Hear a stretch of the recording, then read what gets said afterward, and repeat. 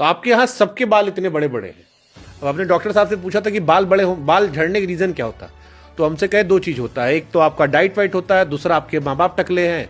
So yes, these days these oils are really talked about, बहुत चर्चा में है ये सब. But first let's understand what kind of a hair loss pattern we are suffering from. So for that there can be multiple factors. Now genetic tendency is something, yes, if your parents, your grandparents, if somebody is suffering from a particular hair loss pattern, you will have more tendency to get that same pattern, especially in case of male pattern baldness जो commonly हमें gents में, males में दिखते हैं. So that pattern is very commonly genetic, but it is not necessary that if your father or grandfather is suffering from the same, you will get the similar pattern, and also at the same age they got it. Secondly, there can be an underlying illness like a thyroid disorder, which is a common cause of hair loss, so that needs to get identified. Thirdly, any kind of nutritional deficiencies.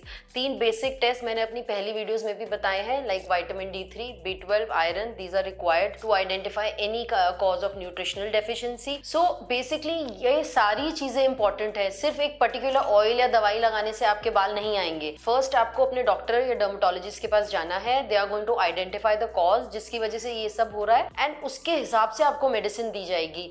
ऐसा नहीं है कि आप कोई भी random oil लगाएंगे या medicine अपनी मर्जी से लगाएंगे उससे आपके बाल आ जाएंगे. So you should visit a doctor, and then it has to be a holistic approach and in a proper way. Thank you.